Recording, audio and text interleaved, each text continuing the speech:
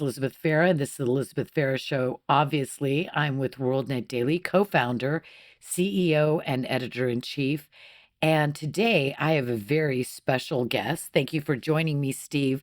I'm talking to Steve Friend. He is a former FBI agent, but he turned whistleblower when he saw corruption and misuse of the power of the FBI. And I think that it was a very brave and principled stand that he took, and one that had great cost. And he's not alone. There are others that I don't know. I don't know if they joined you, if you were before or after, but there are more than one FBI whistleblower that had to suffer at the hands of the backlash, which is illegal. This was mostly regarding the J6 investigations. So he testified in Congress in 2023, and he's become a voice for reform and exposing the various corruptions. And he also wrote True Blue, which is a great name. My journey from beat cop to suspended FBI whistleblower. I love the I love the sense of humor in that. Thank you for joining me, Steve. I appreciate it. Well, thank you very much for having me. Well, let's start with your story. We won't go back to your birth, but let's start with your story of you went into the FBI. I don't know if you watched Jack Webb reruns in the black and white, or what made you go into the FBI from the police, law enforcement, um, and then that journey to where you came to be a whistleblower. Well, my patented answer is I saw Point Break, and that's why I joined the FBI. That's the clear reason. No, I was a police officer.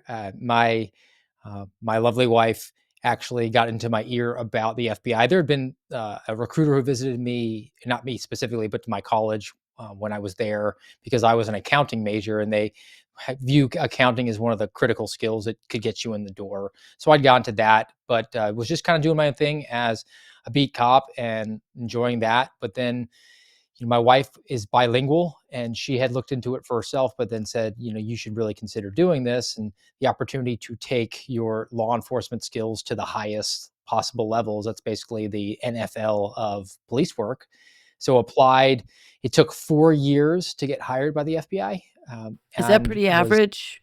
Is that no, I was about double the average. The average is about 2 years. Mine took 4. We dealt with the sequestration during the Obama administration, and because of the hiring freezes, all of the progress that I had made to get hired expires. It's only good for 12 months, so you just have to wind up redoing the same thing. So I wound up taking 3 or 4 polygraphs, 4 or 5 physical fitness tests, 2 physicals. It was very cumbersome. Involved 12 trips between my house in Savannah, Georgia, which is my hometown, to Atlanta, where that was the field office for me. So that's about a 500-mile round trip. And it was a big logistical lift, but ultimately got hired and brought on to the FBI Academy in 2014 in the summertime. So June of 2014 was my official hire date. Did the police academy that they have there. So it was sort of a repeat of what I'd already experienced as a police officer. And then because of my law enforcement background, the FBI assigned me to the FBI Omaha field office, but the Omaha field office put me in a resident agency. That's a small satellite. It's a small satellite because Omaha controls, or it's responsible for all of Nebraska and Iowa. And they can't deploy from one location, so they sort of situate small numbers of agents in different areas. So I was in Sioux City, Iowa, about 100 miles north of Omaha on the border of South Dakota, Nebraska, Iowa, and spent 7 years investigating Indian reservations in northeast Nebraska, which is really unique for the FBI. Only about 150 agents are doing it at any given time. It gives you a lot of experience. I opened about 200 cases in 7 years. I arrested about 150 violent criminals in that time, was at trial 8 times, was a member of the SWAT team. So really was doing what you perceive to be, if you're the layperson, you watch TV and movies, and you think that that's what all the FBI agents do. And I consider myself really lucky and fortunate to do that. And then ultimately did what's called take an exit benefit, because it's so hard to staff those small offices that are working on Indian reservations. They give you a benefit, and I was able to transfer to Daytona Beach, Florida Oh, so you in got the 2021. benefit because you went there because it's hard to staff them. So they give you a benefit because you did that work, and then you get transferred out to a plum job. Is that You get to sort of steer your next location. We tried to get back to Savannah, just be close to my family, my wife's family, but that wasn't available. We would have had to go to Atlanta, and that was really far away in a big city. And then called around Jacksonville field office, which is northern Florida. They had multiple small offices available, and Daytona was one of them, and it's relatively close to our hometown. And the boss there, I got him on the phone, and he said, we were really involved in a lot of different casework. I think he'd be a great fit. I need people who want to work hard. And he said, by the way, the office is 2 blocks from the ocean. So I think that's so you kind of were burying the sold? lead. Before you go on, yeah, bearing the lead. So you said that your accounting background, I wasn't even planning on talking about this. We'll get back to what I was planning on talking about. But your accounting background gave you a leg up because obviously the FBI is probably dealing with a lot of financial transactions that they're trying to find. What are they looking for in financial transactions? Well, white collar is really looking for anything they can when there's been a fraud committed. So even if it's just moving money through the banking system, and you're committing some sort of a fraud, that in itself is the crime. They just have to track the money to make sure that it's there. They partner a lot of times with like IRS if there's some sort of a tax fraud, with the SEC, which is a regulatory agency. So they have all these different mechanisms doing it, and they can even use financial expertise for violent crimes. I mean, the legendary story of Al Capone is that he went down for tax evasion because they couldn't pin anything else on him. So that is always there. And my tax experience, I was a tax accountant for about a year and a half, was a leg in the door, but it was not something I really wanted to do. I was really interested in doing the violent crime. So I try to bury that into my resume of like, oh, by the way, I have this degree. Don't look. Don't look. So let me ask you a question about white collar real quick. Um, do they put is what is the say the proportion of the FBI's caseloads? Are they heavily going after white collar crime and less so after the violent crime? Or is it balanced? Is it greater on the violent crime area? Because to me, I think obviously white collar crime is a crime, but for most Americans, we probably are worried about children, gangs, cartels, drugs, murder, rapes, whatever kinds of activities. So how does that balance out between white and what do you call the other black collar or It's just tattoo what color tattoo crime? public corruption. Okay. So let me illuminate you a little bit, and it might disappoint you as to what the resources are being expended on. More than half of the agents do not work on criminal cases. More than half of the agents are working in national security cases, counterintelligence, counterterrorism. Some of them just have administrative jobs where they don't really investigating anything at all. But of the cohort that does criminal, that gets divided into different areas, and it depends on where you are. So, if you have a division like I did where there was an Indian reservation, you have to have people there because that's mandatory. That's a federal jurisdiction. But if you are in another area that doesn't have Indian reservations, you don't have to devote anything. So it sort of varies per office. But the other thing to remember is that the FBI is only supposed to investigate federal crime. So murder is not a federal crime unless very narrow, like if it happens on a reservation or happens in a maritime setting or in a military installation. But just a run-of-the-mill big city murder isn't the FBI's Yeah, job. absolutely. What So about cartels and gangs? And because they're usually, I would say, interstate commerce related.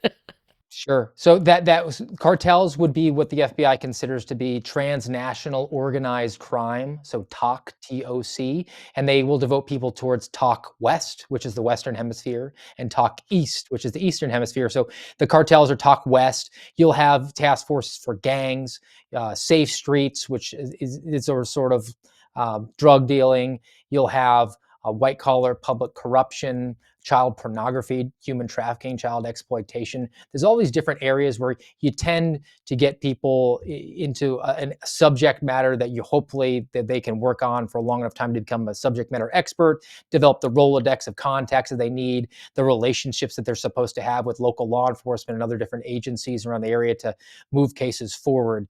So for me, my first 7, I was working on Indian reservations. So Indian country crimes was my violation. When I transferred to Florida, initially the transfer was for child pornography, which they call CSAM, child sexual abuse material, and human trafficking. Those were married together in that violation. But to flash forward with the story, I was transferred officially off of working child exploitation cases, told that was not a priority anymore, and that we were supposed to refer all those cases to local matters and to work on a joint terrorism task force. So move myself over to the domestic terrorism, Okay, to the national stop. security side. Okay, so this is where it gets interesting in my well, it's all been interesting, sorry, but I mean, the story takes a turn here because everything's going well, you're doing your job, you're loving it, live stream, and you're working on child pornography and sex trafficking. These are I don't know anybody who wouldn't prioritize those 2 things, and of course, we know what's happened in the last 4 years, with sex trafficking, but that then is clearly sex trafficking and child porn usually involves a border, right? You're either going across state lines or you're going uh, across national boundaries, right? And so, isn't that ideally suited to the FBI? Isn't that sort of, part of their core mission would be trafficking and child porn? You would think. But for the FBI, the secret that I have been banging the drum on for the last 2.5 years, I mean, I've been indefinitely suspended and unpaid forever for 28 months at this point. You're still They working or employed by the FBI? I had to resign to testify, but I still consider myself indefinitely suspended. And I do have friends who are whistleblowers who are still technically unpaid, indefinitely suspended agents. So for me, it's 28 months out of the picture here, and still trying to work to make any sorts of reforms or even just make people aware. But the big secret, and it's sort of tied to what I came forward with to Congress, was that the FBI has its own mission set, its own priority, and its priority is to fulfill integrated program management. IPM, that is a quota system that the FBI develops for itself for the number of cases that they have to open every single year in any particular category, the number of arrests that they have, the number of intelligence products they have to author, the tools that they have to use. And they will set the metrics for themselves to achieve so that they can achieve them. And they will work smarter and not harder in order to do that, which is how they manipulate cases, particularly on something like January 6th. And then they go back to Congress, and they've turned law enforcement on its head because their goal isn't to bring crime down, it's to hit the numbers. So they got to bring it up so they can go to Congress and say, you gave us 12 billion, give us 13 billion, look at all the good work we're doing. And the worst and the grossest aspect is they incentivize senior executives with IPM because they give them bonuses, $30,000 to $50,000 a year to the person who heads up each field office around the country when the quota is met. So your subordinates arrest the right number of people, you get a bonus.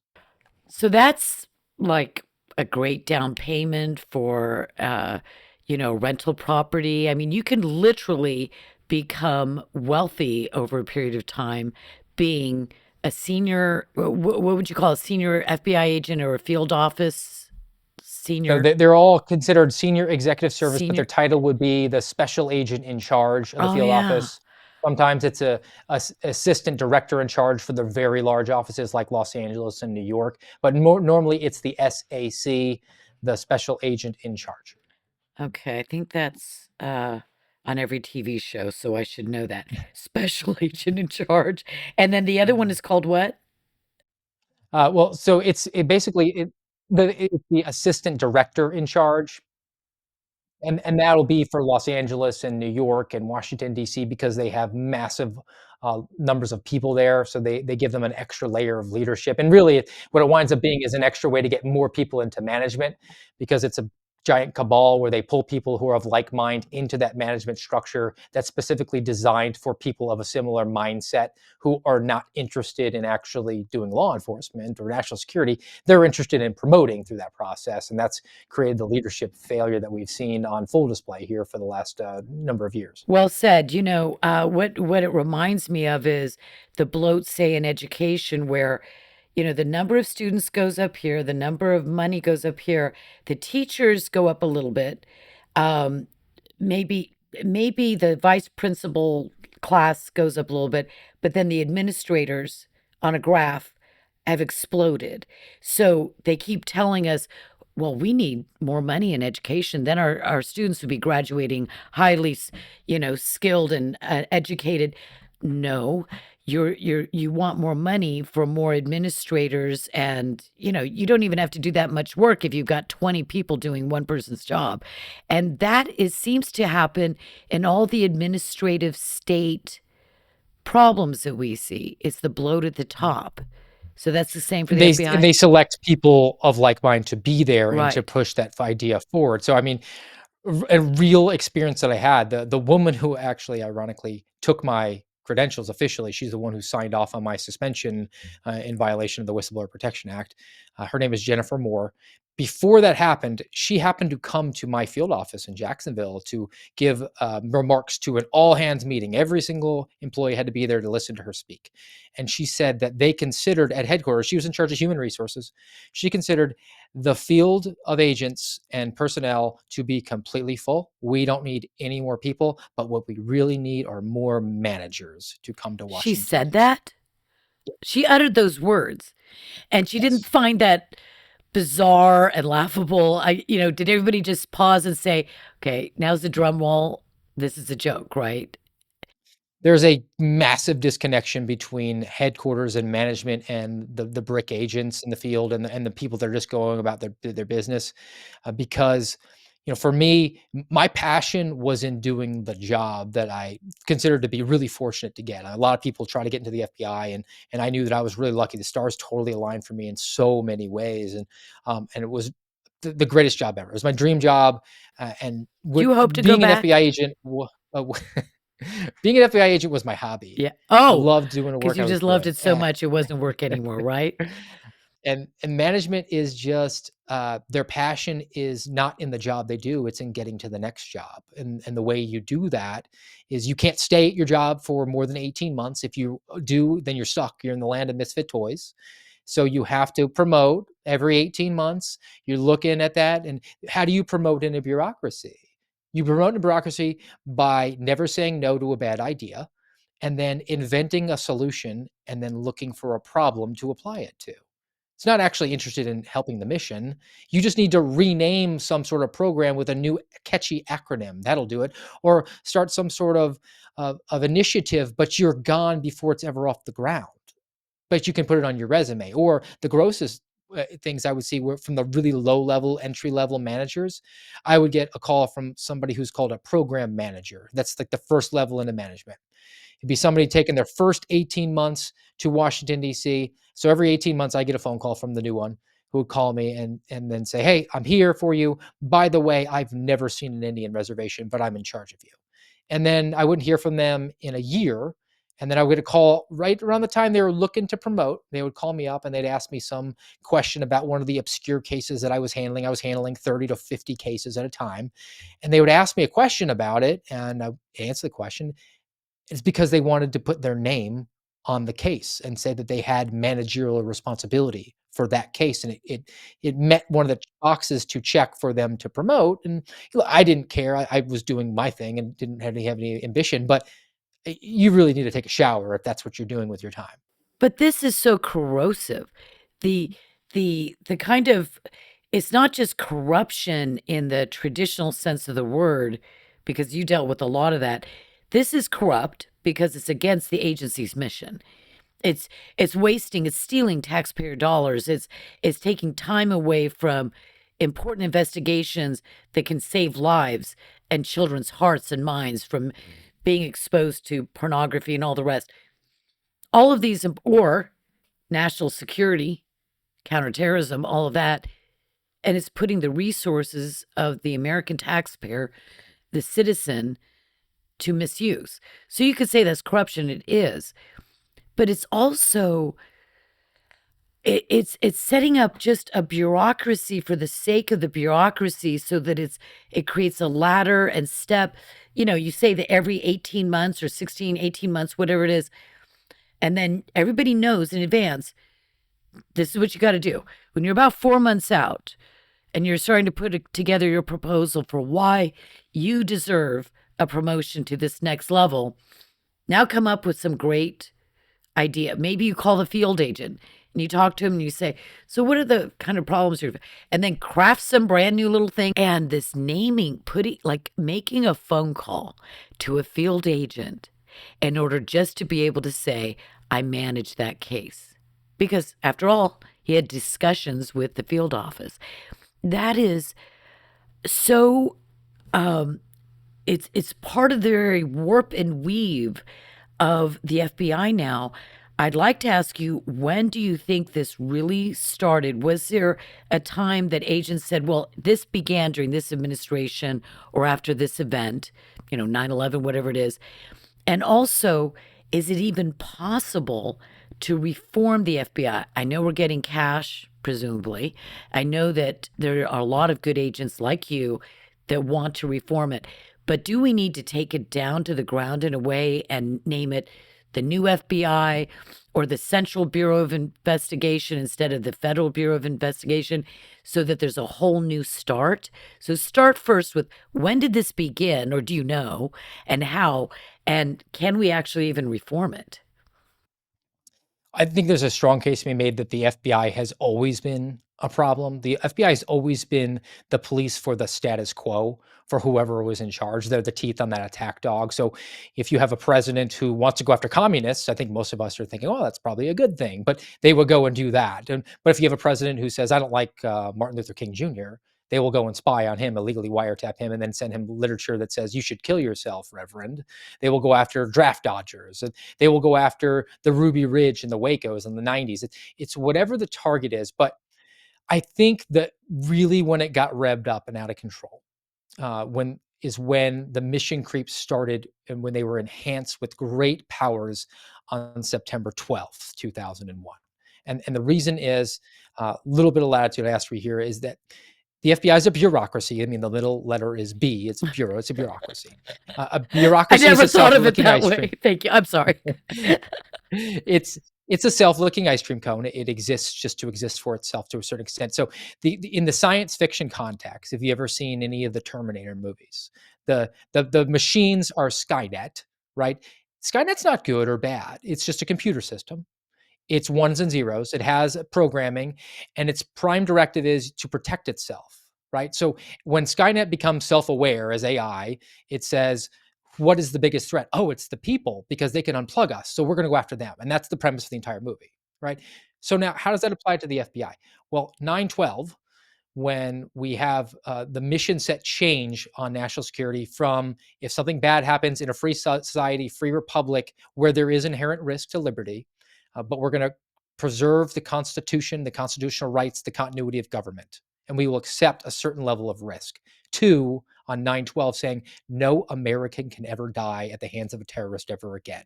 It's a zero fail mission, and that requires despotism. That requires a certain level of tyranny.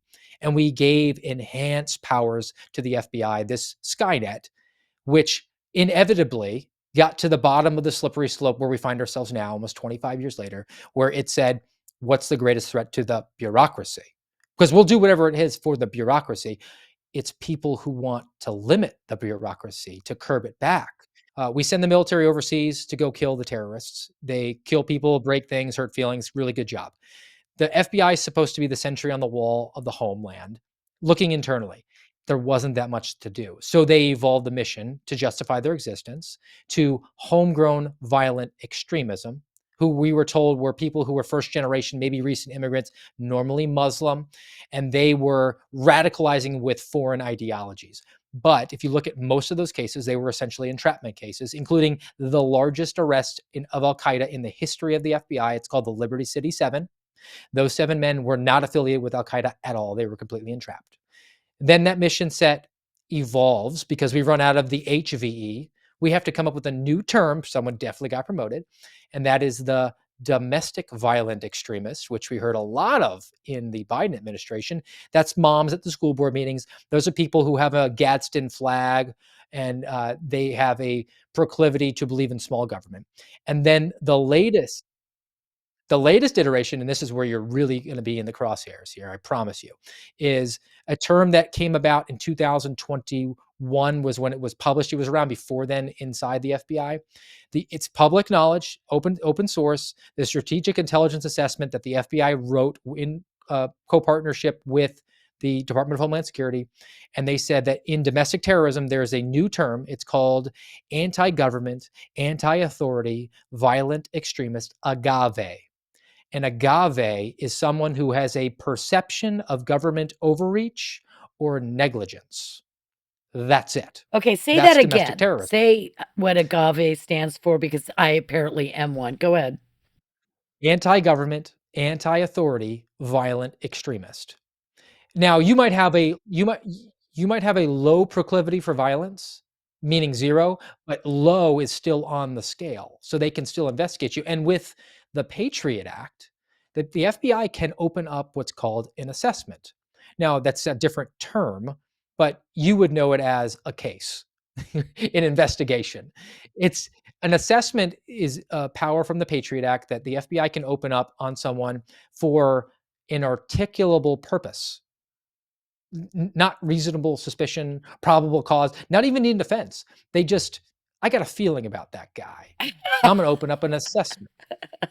They don't even need approval from a supervisor. You're kidding me. There's 30 no days, no oversight. approval needed. So Now, my after next 30 door days, you neighbor, go if he to, got mad at me, and if he's an FBI agent, he could literally open up an assessment. you could open an assessment, and then 30 days go by, he has to get the boss's approval. But, and now we're back to IPM, we have to have a certain number of terrorism cases open. So don't close it. We don't want to have the numbers go down. Keep it And so open. those terrorism cases can be the domestic terrorists, like, Oh yeah. myself, right? And that's January 6th. That's how they manipulated the case management protocols for J6. So January 6th, whatever happens that day, we can agree on a couple of facts. It happened in Washington, D.C., right? That's true. So Washington, D.C. is the office that should probably investigate crimes in Washington, D.C. That would be normal. Yes. But instead, they and they should open up one case, all the people they need to investigate in that case. Instead, though, a decision was made like the day after. What we're going to do is we're going to open up a separate case for every single person. So now we've taken one case and we've turned it into thousands of cases. And then on top of that, we're going to parlay it. We're going to say, where does a person live? Oh, they live in Daytona Beach, Florida. Well, that'll be a domestic terrorism case that's opened by the Jacksonville office. So now every single field office is killing it on their quota system. And we have a giant map we can put out in front of the American people. The president, attorney general, the FBI director can stand up there and say, look at this gigantic nationwide skyrocket that we have in domestic terrorism cases. All of them are J6 cases. And if we want to be honest, most J6 cases, the way that they're officially labeled, they're not even terrorism cases. They're criminal violations that are just being called terrorism cases. You know, every time I've heard the most ludicrous statement in the world is the greatest threat in America is domestic terrorism. And I go back, WorldNetDaily goes back to, Ruby Ridge and Waco.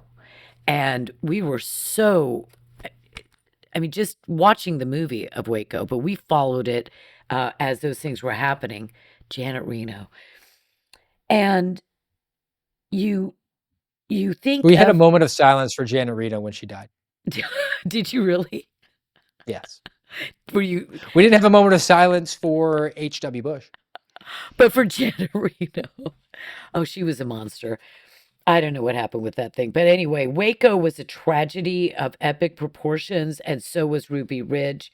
And you never think that they're ever going to learn the lesson, and they always prove it out to be true. So domestic terrorism, what bothered me back in the 90s was I remember, I think Clinton was in office, and I remember hearing the story of a woman, an old lady, being pulled over, and she had her Bible in her the seat next to her, and she was driving, some little old lady. And this was a story about how anybody, if you see a Bible, you might want to be concerned that this could possibly be a dangerous individual because they might be an extremist. And I have searched for that story so many times I've given up now about this lady. Tell me if So let me black pill you on this. I'm not familiar with that particular one, but I'll tell you this: because the quota system is driven by intelligence products that are essentially term papers that are written by far leftist, overeducated Ivy leaguers within the FBI. That's their job, is to write term papers, and they write them with whatever bent that they want. They're using whatever sources that they want. So they happen to watch CNN or MSNBC all day long. They say we got to go after white supremacy. Uh, so now what you'll have, and this was in the last couple of years, there was the revelation about the radical traditional Catholic intelligence report from the Richmond office. That sort of made it go underground, because if you read that intelligence product, it said that the people were pro-life, pro-traditional marriage, pro-border sovereignty, and pro-Second Amendment. And that made them radical, right? So the element of it was what they were going to be called white Christian nationalists, white Christian right? nationalists, the Catholics, That was what the city was this in? Richmond, It Virginia. was Richmond. So Okay. that was the driving term behind that. And because it got revealed by my friend, another whistleblower, Kyle Seraphin, it went underground because it was such a black eye for the FBI. But that term is still around. They dropped the white.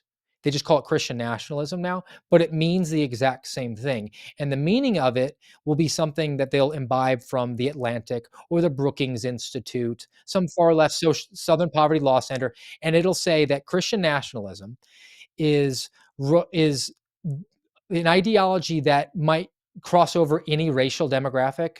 They have the similar ideologies. It doesn't matter if you're white or Like black that or Bible purple or thing, green. the Bible thing, Yes, that similar but ideology. if yes, so if you have that ideology, though, it's refracted through white supremacy. Ergo, it's racially motivated violent extremism, RMVE. Ergo, it's potentially domestic terrorism, and the Bible is a sign of that, which is what the FBI was actually investigating. And there's been some proof of that from the Judiciary Committee, that they queried people's financial histories and looked at, were they buying Bibles, were they Oh, I'd be so shopping at miserable. I'm joking. shopping at Bass Pro Shop Yeah. was an indicator. They're basically just typecasting Profiling. stereotypical conservative. Yes. Driving while Christian. We are at the bottom of the slippery slope. We're at the end of the Niemöller poem, which every FBI agent has to go to the Holocaust Memorial Museum. And the Niemöller poem is that first they came for the trade unionists, and I was not a trade unionist, so I said nothing. Then they came for the socialists, and I was not a socialist, so I said nothing. Then they came for the Jew, and I was not a Jew, so I said nothing. And then they came for me, and there was no one left to speak for me. We're there, and we still are. There's still people on the conservative side that are going to argue that the FBI and the federal government needs to be there. They need to be the arbiter of right think and wrong think. And look, I know that Wahhabism is evil. I know that communism is evil, but we can never give the federal government the authority to say what is right think and wrong think, even when we know what's evil, because it's Skynet. And it will always come to the conclusion that, yeah, those are a threat, but the bigger threat is the person that can unplug me, and they'll come for you. Yeah, I really love how you lay this out because I've been thinking, well, I think I'm like a lot of Americans. I really am not joking when I say when you look at Jack Webb, right? I mean, did you ever watch the FBI? I wasn't a regular watcher, but I know what No, you're I mean, talking I know about. what Yeah. you're saying. I don't need, I mean, I remember as a kid seeing Jack Webb, and there was something Sure. so erect and the integrity, and he would never bend. I mean, he probably wouldn't even take a paper clip home if he needed to do something with it. That's how straight laced he was. And I use that just as an example to think this is how far we've come. We had the Jack Webb was what so many people had in their minds. And of course, many other things. There were a lot of old movies in black and white that were about the FBI, but the FBI was always the good guy. It was never what we're experiencing today. And so you have this idea of the FBI, and we have 50 states, law enforcement, sheriff's departments, etc. And you've got the FBI, and the FBI sort of will coordinate. They'll come in when their special expertise is needed. In the scene, they're always sending something off to the FBI for forensic analysis and DNA, blah, blah, blah, blah. They've got these special spectrometers or something to do The something magic leaf. Did you know magic that? spectrometers, whatever that is. And you feel as if there is a logic to the idea that if you've got these diverse, various fundings, various levels of history, the problems, variety of problems, experience, expertise, whatever, and to have an umbrella organization that isn't directly, clearly, they have no business telling local law enforcement what to do. I think we always have to keep in mind the FBI is not the boss of local law enforcement. However, it seems like this great thing, like a hub where you can, when they talk about how this agency is not talking to this agency, so they don't know that there's, say, a serial killer in all these different cities, maybe across state lines. They all share the same MO, and they would have caught him 15 years ago if they had only been communicating. You know the story. So, Yeah. so when we're trying not to be extreme or reactionary and looking at something, and so here's this institution came about after World War II. We know what we used to think of it. We no longer think of that anymore. But is there any utility, or will we lose a great deal of our ability to counterterrorism, et cetera, right? And to fight interstate crime and gangs and cartels and drug and all that if we take away the FBI? I'm totally open to this. Not that anyone's asking me. I'm completely open to it. Convince me how that works. Well, we got to get to brass tacks on this one. And you could operate without the FBI, and you wouldn't notice it actually. I think that there's a couple things that people need to know, because what has happened with the devolution of the FBI, which lies about its birthday, by the way. It says it's over 100 years old, and it's not.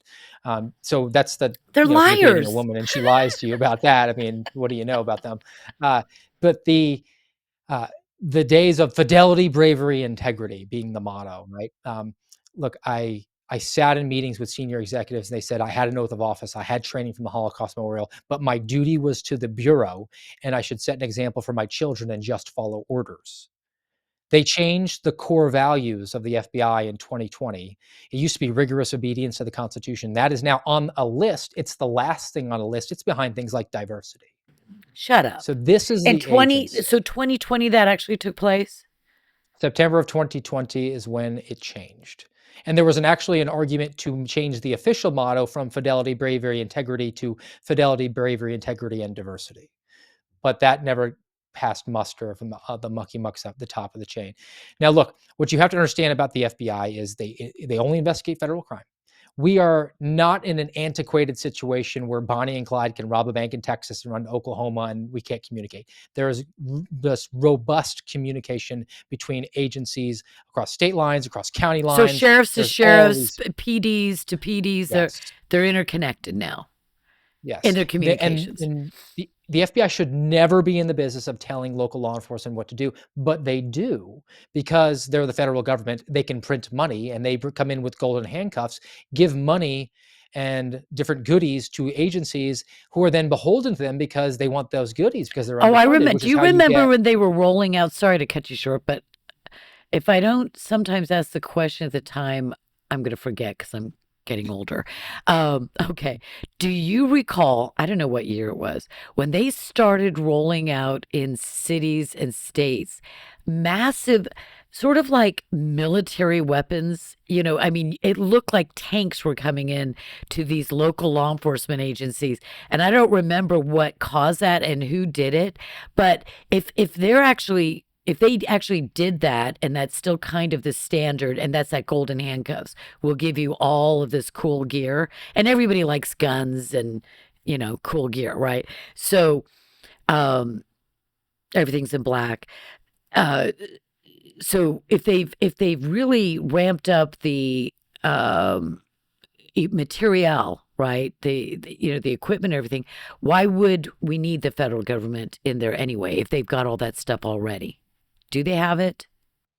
They do have it, and a lot of it's from the drawdown that we had during the Obama administration militarily, so it was military surplus, sort of, and you give that to local law enforcement because they don't have necessarily all the tools and the armored vehicles, and look, I'm a believer in the utility of those tools because I was a SWAT guy. I know there's a time and a place. I think it's way overused, particularly by the FBI. They basically view the SWAT team as the default arrest team at this point.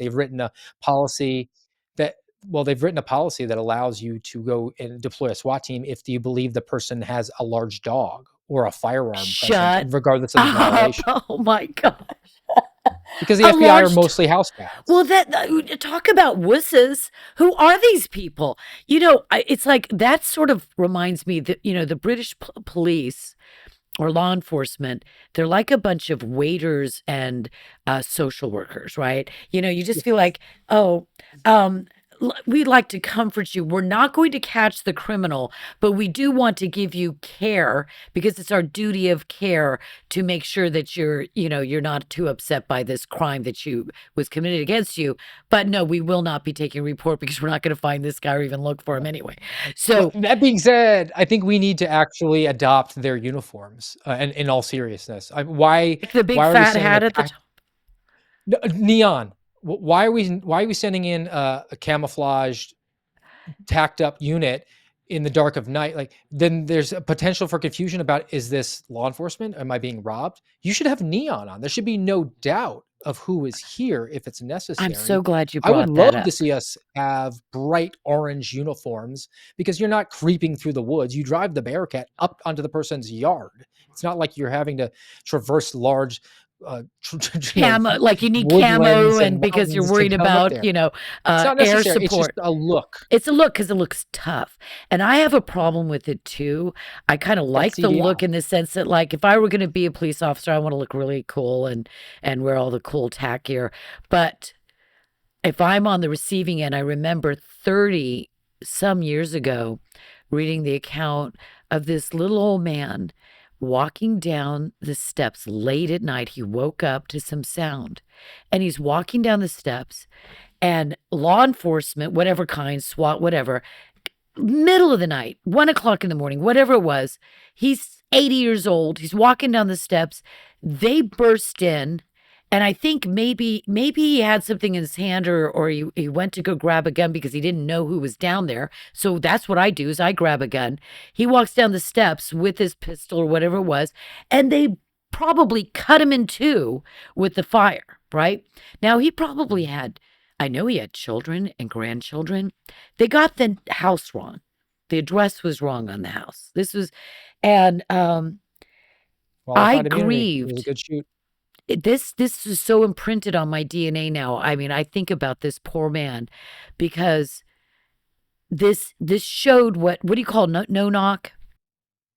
There's no knock warrant, most likely, and particularly at that time. I mean, the FBI has a policy where they don't even go before 6 o'clock in the morning, but I even question that. I mean, why are we going at 6 o'clock in the morning when, well, then they'll say, well, it's a safety issue. The person will be sleeping. And I say, well, why don't you just get them when they're walking out of the convenience store with a cup of coffee in their hand? You don't know they have a gun then. Right, Why don't you, because why don't you few just grab people them walk then? into the local convenience store with a gun drawn, right? So that would Yes. probably be the safest way to do it. And Yes, and why would you go to the house that you think has all the weapons in it if you're worried about safety? and Oh, because it's about preserving evidence? Well, that's not a SWAT job. A job of SWAT isn't to preserve evidence for a case, it's to secure a oh, scene. oh, and then you what you're also doing is you've got babies, you've got other children, you've got a wife who might be half naked because, by the way, it's 6 o'clock in the morning. Um, Sure. there's so many things about that. So, what a brilliant reform for whatever, ends up coming out of this FBI Cash It's, Patel showdown and all l- that. let me proffer this for you, as long as you're amenable to this idea. If we're not going to get rid of the FBI, what about? And I've proposed this for now about a year and a half. I think that there's a good case to be made that we take all the firearms away from the FBI, make it an unarmed Bureau of Investigation. There's actually a program in the DEA where they have, so if you're a special agent of the FBI, that's not your job title. That's what we call it.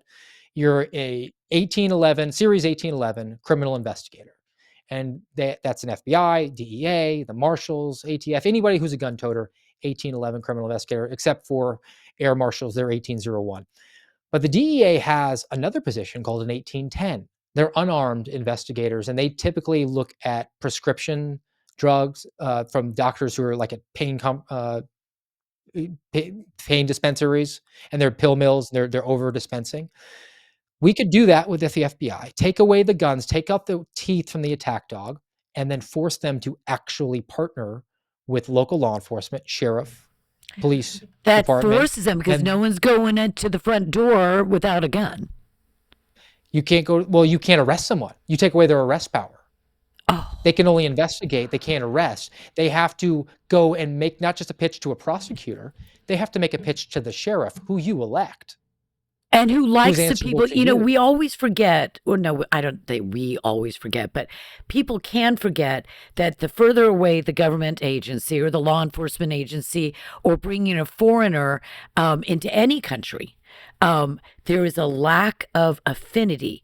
And the further away you get from where the people are, so you have a local city town. If you had a town sheriff and you had 40,000 people in your town, you're unlikely to have a no-knock warrantless search, breaking Oh, down the door with a SWAT and taking out a grandpa. Then the further away you get up to the state level, it gets more and more likely. Go to the federal level, and then you know what? If you got some guy coming in from China or wherever, it's far more likely because they couldn't care it's less about an American, right? So it's called the doctrine of the lesser magistrate. It's 100% true. And because that sheriff's accountable to you, he actually needs to bring crime down. So he's going to push back on any sort of quota system, which is great. And then he knows where the usual suspects are. And he can do, even if there are golden handcuffs. And I've been pushing legislation in Tennessee and Texas and Florida. Something else that could be pushed from the state house is that and this happens all the time, the FBI has only 14,000 agents, so not nearly enough people to police the nation. So they will take local law enforcement. They'll become task force officers. They're basically loaned out to the FBI to assist because they have subject matter and they're normally experienced detectives. They get deputized by the marshals, so they have federal arrest authority in conjunction with their state arrest authority. They're technically the most powerful people, but the FBI partners with them. But here's the problem: if you work in the FBI, you have to have a security clearance. So they get a security clearance, which means they need to have a need to know what they're working on. The sheriff doesn't have the exact same need to know. So the deputy could be working over at the FBI, being paid by the people of that county. That's where his paycheck comes from, doing work that the FBI is tasking him to do, which might not be helping that county, but he can't tell his sheriff about it. And the sheriff asks, and he has to say, "Sorry, boss, I know you were elected to have oversight here. I can't I tell work you. for You don't have a you. need to He know." actually still works for that sheriff. So we need to have legislation that says if the sheriff gives you one of his people, you have to read him into everything that guy is working on. So that way he knows hey, why is my guy investigating a mom at a school board meeting? That's not what I gave my person over to you for. He's coming back. So it gives more accountability, more authority to the sheriff to push back completely legally, because the FBI can investigate moms at a school board meeting, but there's nothing that says the sheriff has to help them. Does the FBI have the authority per Congress, per statute, that they can go into any state and do whatever they want to do? I mean, I know they can't do whatever they want to do, but you would think that the federal law enforcement has to do with interstate crime. I know that's probably not the term.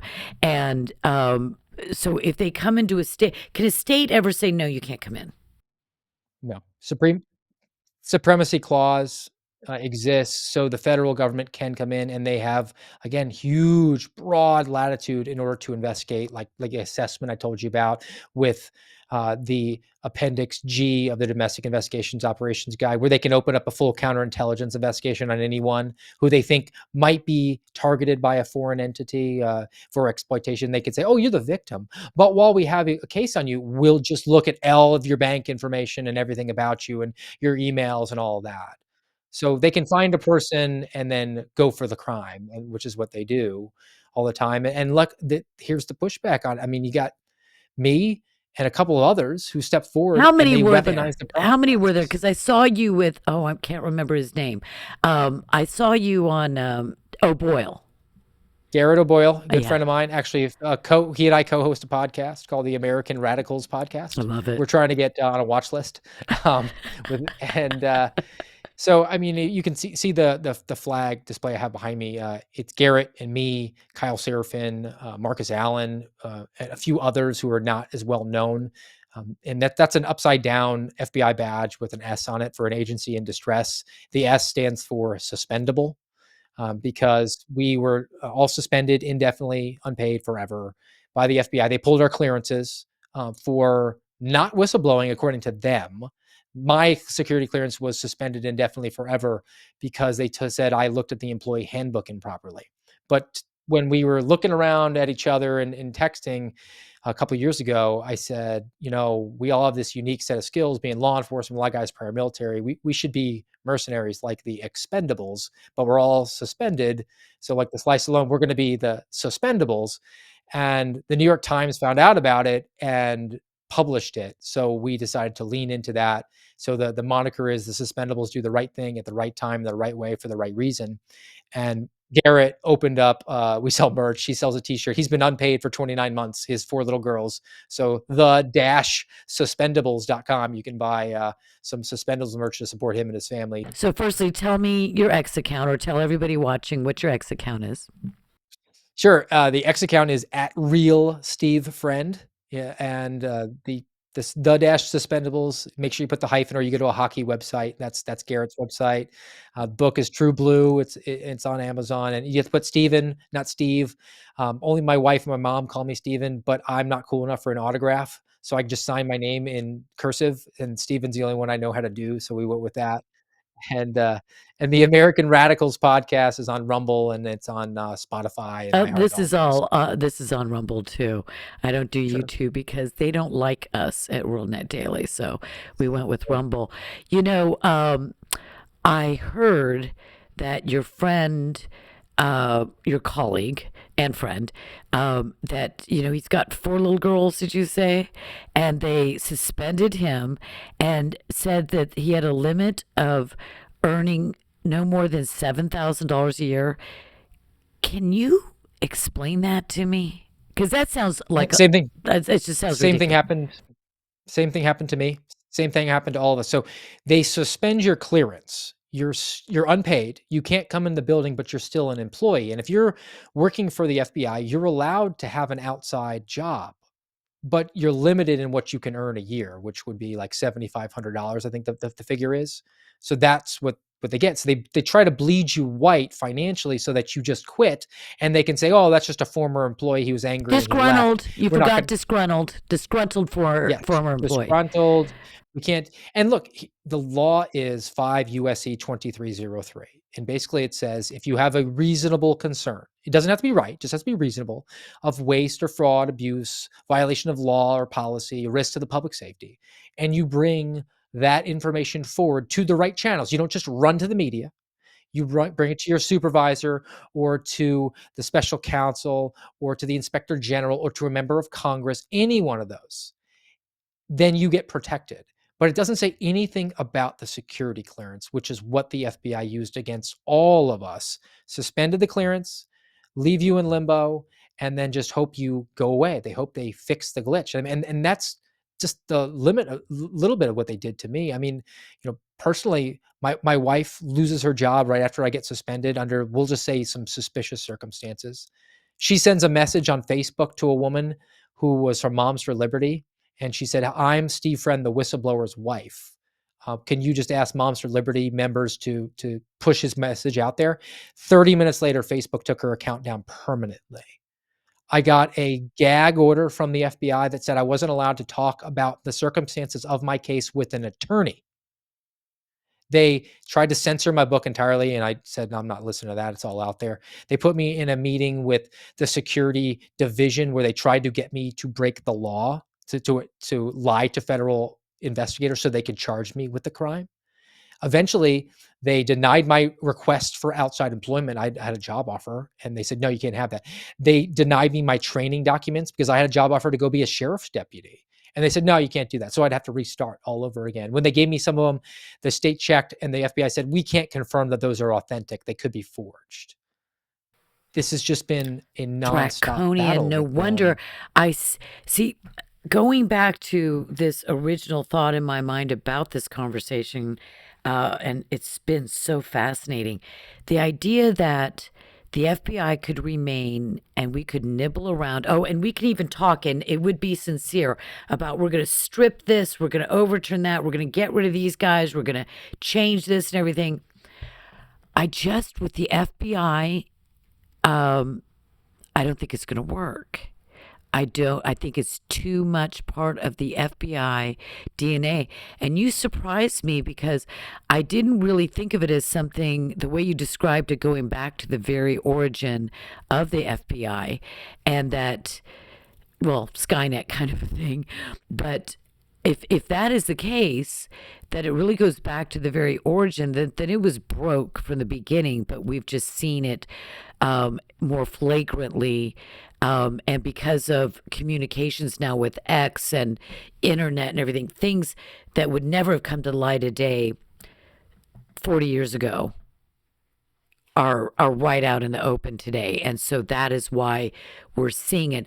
But I think what you're advocating, firstly, disarming. I love that. And why not? You said it's called the Federal Bureau of what? Investigation. I bet you most of the investigations are behind a desk at a chair, right? And they're searching databases and whatever. They're putting together research in order to send somebody out to make an arrest. That's essentially what most of them are. Most of them are house cats. And look, the FBI and any in law enforcement, you're not a system disruptor. Those are the bad guys. The system disruptors of Silicon Valley, that's private sector tech stuff. System idealist if you're in law enforcement. And the ideal system for you is you follow the process. That is it. That is victory. Victory is in following due process, the thing that's spelled out in the Constitution. You gather the facts, you present them, and then that person has their day in court. It doesn't matter if they're guilty or not guilty. The facts didn't support a conviction, then the facts weren't there. There's no win or loss. You're not a baseball player with a card with stats on the back. As long as you follow the process, you win. That's your mission set. But unfortunately, now the FBI is about the outcome, and they put their arm on the scale to get the outcome they want. I mean, you talk about should they exist? Go back to the last presidential elections. 2016, the Russia collusion hoax, the fake and dossier that they used to get an illegal FISA wiretap. And then they plagued Donald Trump for his first administration. Flash forward to 2020, the Hunter Biden laptop, which the FBI had in evidence and then Since went to social media to 2019, I suppress the think. story. Yeah. And if I told you nothing else about that, you knew nothing else about the FBI, you would say they meddled in 2 presidential elections. That's the Cheka. That's a secret police force. They got to go. Now, the opportunity we have here with Akash Patel coming in is a very unique circumstance because unlike what he's being portrayed by so many on the left, he's eminently qualified. He comes from not just a prosecutor like Christopher Wray claimed to be, he was a defense attorney. So he has healthy respect for the rule of law and the power the federal government has. He's got experience in intelligence collection. He's got experience in counterterrorism. And I'll say this personal story from Kash Patel. 2+ years ago, when I got suspended and was unpaid and going into the holidays, Cash Patel did his own investigating and found out my phone number and called me over Thanksgiving. And he said, I run a foundation that supports whistleblowers, and I'd like to help you pay for your health care for the next couple of months through Christmas and feed your family. My foundation wants to give you some money to get you through the next couple of months. And I would really like for you to not advertise this because it's not something that I want credit for. This is something that I just believe in. That is the character, the person that's going to be at the helm. So I've been about make this a demolition, but if we're going to change the demo into a reno, that's the quarterback I want taking snaps to do that. Cash Patel's the man. But he's not going to be there forever.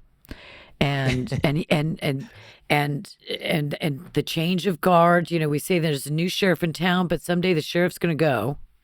And it seems to me that as I'm, looking at the checks and balances within the FBI, there's all kinds of things that are supposedly put into place because you have the Office of Professional Responsibility, the OPR, the Office of Inspector General. You've got the House Judiciary Committee that supposedly has oversight, but never gets any of their questions answered, never has any. I mean, when you're watching senators and House members say, I've been asking for 19 months for this document and it has not come, you realize there is no such thing as oversight unless those who are being overseen allow them to the oversight. So, bottom line then, it's not working. We have something like the Department of Education that may need to be just dismantled and pushed off to the states. And you seem to think that the states' law enforcement's off divisions or the sheriff's departments, etc., that they are able to carry this load, that they're able to investigate these crimes and do it maybe with the help of a disarmed FBI or no FBI at all. What would be your preference? My ultimate preference would be to do away with the FBI. I think I'm outvoted on that one, so I'm trying to work within the confines of the situation, accept the battlefield conditions. But look, I've worked at a state level, local level. I've worked with tribal police. I've worked with federal agents.